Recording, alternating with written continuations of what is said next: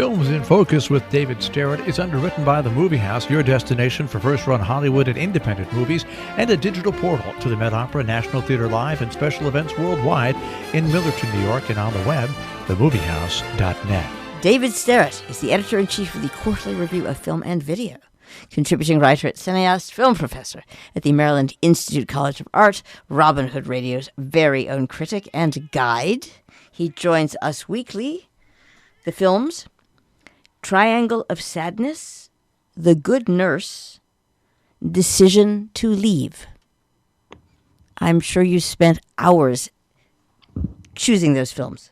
3-word titles this week, Jill. Yep, and they are, each one of them is sort of a little haiku, but they're very, very different movies in all kinds of ways. So let's get started. The first one I'd like to talk about is called Triangle of Sadness, and one reason why this movie is sort of prominent is that it won the top prize at the Cannes Film Festival earlier this year. Now, I, as somebody who has gone to the Cannes Film Festival many, many, many years, can tell you right now that very often the movies that win the top prizes, and even the top prize of them all, well, they seem like eccentric choices. The prizes are decided by a jury. And sometimes when the prizes are announced, the jillions of journalists and critics and all kinds of interesting people who attend the festival are astounded, because sometimes movies that didn't really impress anybody very much seem to have impressed the jury, which is just a small number of people, a whole lot. So anyway, the only point I mean to make here is that when a movie wins the top prize of the Cannes Film Festival, it means that a small number of illustrious people has chosen it, and it might be very different from the popular will at the festival, much less the popular will of the public at large once the movie opens. In any case, this movie is getting very good reviews now that it has opened, and I don't think that highly of it. I think it's an interesting movie. I think it's, it takes place largely on a ship, so I'll say it mostly stays afloat, but I can't say I found it very inspired. It's certainly not, for me, one of the year's very best movies. So anyway, the movie roughly sort of has 3 parts, although the first part is kind of short. And in the first part, we learn what the title means, Triangle of Sadness. It refers unexpectedly to a place on the human forehead. At one point, a photographer tells a model, try to get rid of that triangle of sadness, which is a tiny little wrinkle at the top of the nose. So that's what Triangle of Sadness apparently means. And that's what it means, and it doesn't really seem to have a whole lot to do with the movie as a whole, but there it is at the beginning, because the very first scene has us seeing a group of young male models vying for a job, and then we have one of those young male models going out for a date with his girlfriend, and they get into a terrible argument over who's going to cover the check for the meal. And that's where the movie starts. However, we then get to the main part of the movie, where we are aboard a very large yacht that this young man and his young female friend, their names are Carl and Yaya, where they are now, they're going to be on there, and they're going to be models, and they're going to have photos taken of themselves and stuff like that. And here we meet a whole lot of people on the yacht. We meet the very, very phenomenally wealthy patrons of this cruise, and they are, as usual in satirical movies, they are an obnoxious and self-important group of people. They're varied, but mostly they're not particularly likable, and the movie is obviously making fun of most of them. And then there are the higher level crew members who are trying to please the wealthy patrons of the yacht while also looking after their own needs and their own relationships and whatnot. And then paid less attention are people who sort of work down below, the people who do the real manual labor jobs, and who we get a little bit of touch with them. So this movie has been compared a little bit with the old upstairs, downstairs idea, where we're dealing with the rich people in the house and the poorer people in the house, and that makes a certain amount of sense.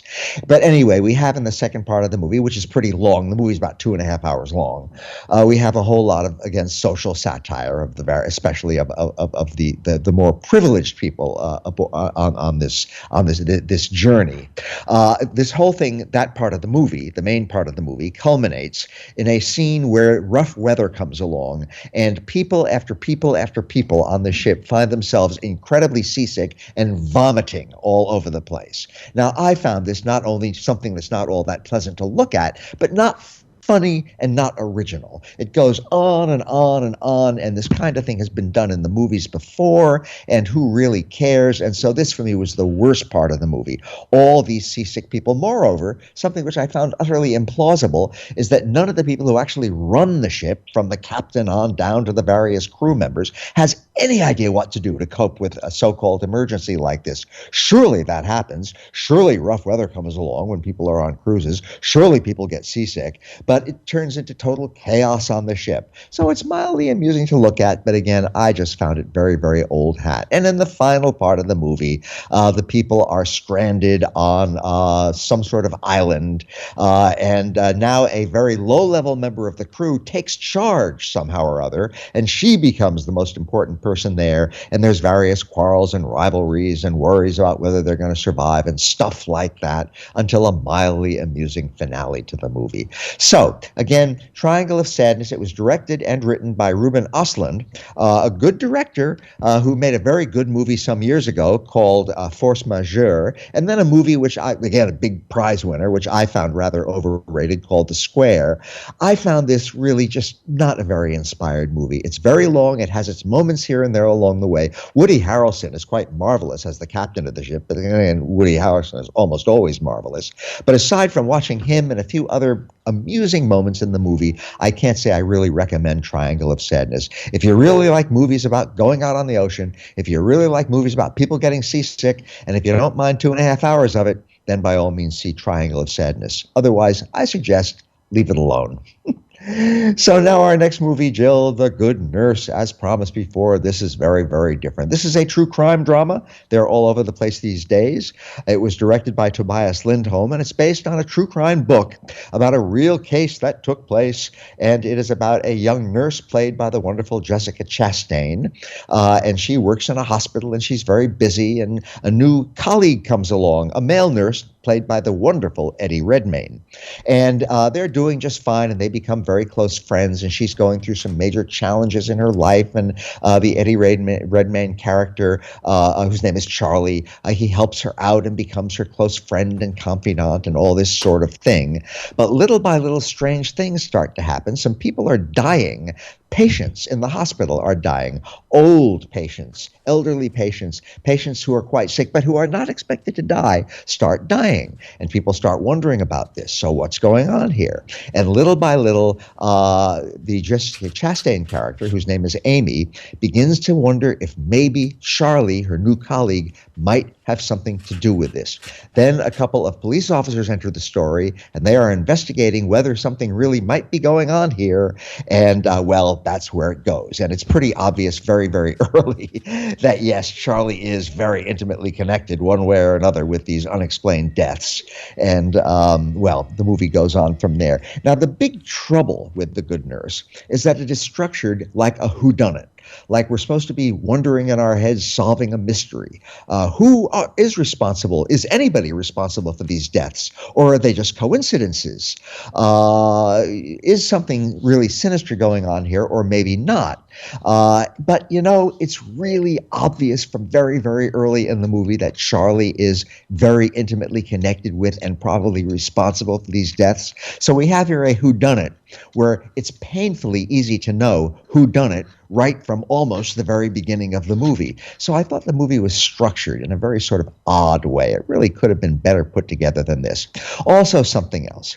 Yes, eventually we find out that Charlie used to work at other hospitals and that unexplained deaths took place there, and the police who are investigating this, and Amy, who starts working with the police to get the goods on Charlie, they realize this and they're figuring it out, and they're putting all the pieces of this supposed mystery together.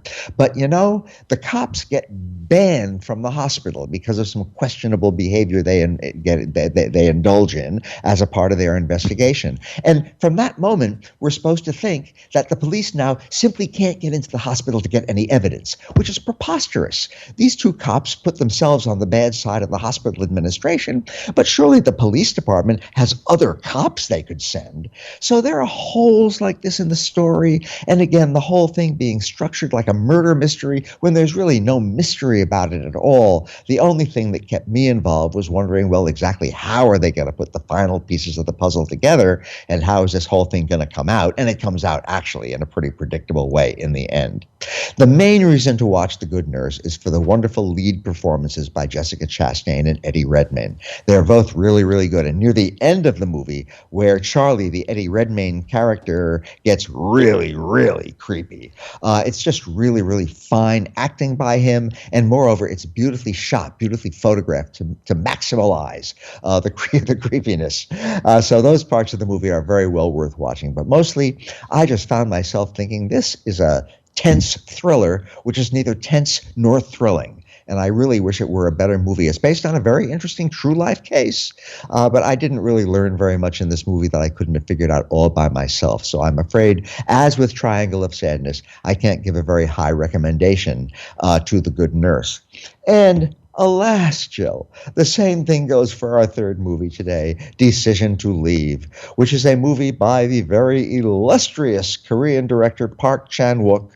But oh my gosh, this is just not one of his very finest movies. Now, I have to say that Park Chan-wook is usually a very savage director. His movies include the so-called Vengeance trilogy, most famously a movie called Old Boy, which is very, very dark and very, very violent and has all sorts of weird stuff happening in it. And that's what I think is best about Park Chan-wook's work. Decision to Leave has gotten some interest from critics, including me, because it's a little bit milder than those earlier films by Park Chan-wook. Okay, so that's nice. He's branching out. Maybe he's maturing a bit. Maybe he's even mellowing a bit. But ultimately, I found this movie, and by the way, it's also very long, way over 2 hours. I just found it kind of dull. It's basically a policier, a movie about police procedure, and that's a fine old genre which has many illustrious movies made over the years. But this one just never really caught hold with me and with a lot of other critics too. It's gotten mostly very, very ecstatic reviews, but I think that's because there's sort of a Park Chan-wook cult among some critics, and I think this movie has been overrated. In any case, the movie sort of starts off with a mysterious death. A man has died apparently falling off or maybe being pushed off a mountain. And there are some clues. There is, for example, his wristwatch, which was broken and stopped at the exact moment when he fell off or was pushed off the mountain. And he has a beautiful widow, and she is called in for questioning by two detectives. And these detectives become, along with her, the main characters of the movie. So as sometimes happens in movies like this, one of the detectives immediately falls for the beautiful widow. He thinks she's wonderful. He thinks she's gorgeous. And of course, she is those things. He thinks she's magnificent, and he just is really in love with her, and that's not a very good sign for the objectivity of the police investigation. The other police officer is a little bit more hesitant about all this. One thing that he immediately notices is that her husband has just died in this abrupt and sudden way, and my gosh, she doesn't seem quite as upset as one might expect. Now, that's not a very good reason to suspect somebody of murder, but that puts some suspicions in his mind, and it keeps him from falling for her, and he sort of disapproves of his partner having fallen for her. And so we have tension between the two partners, and we have tension between one of the partners and the beautiful widow. So that is what really the whole movie is about. And we learn more and more things, especially about the widow. She works as a caregiver for elderly people, so we have a little overlap with The Good Nurse there. And she just spends her time in very quiet ways, and she doesn't seem a very exotic, certainly not a very violent woman, but there are some strange things that have been going on nearby her, and might she be involved? Might she even be responsible? Well, I suppose we'll find out as we watch this movie. And then again, we have all the time the two detectives having their own conflicts between themselves and having their very different relationships with this movie. And of course, this being a very long movie, there's all kinds of secondary and tertiary characters who have their own sometimes interest and sometimes not so interest. And we get to think about how all these things come together.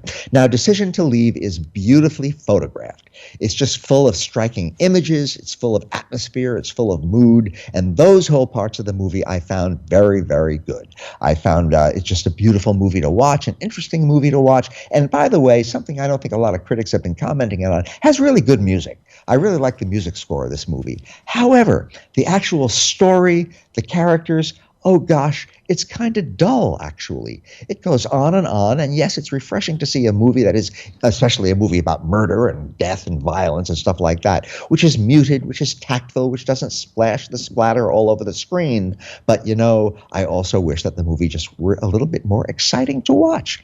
So it's a beautiful movie to watch. It's a beautiful movie to listen to, but story-wise, character-wise, I just did not find it exciting. I'm not going to say I made a decision to leave.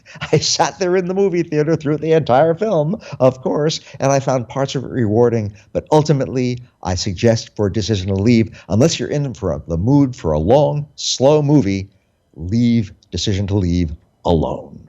And that's my story this week, Jill. I'm going to make a decision to leave the show. Thank you very much. Thank you.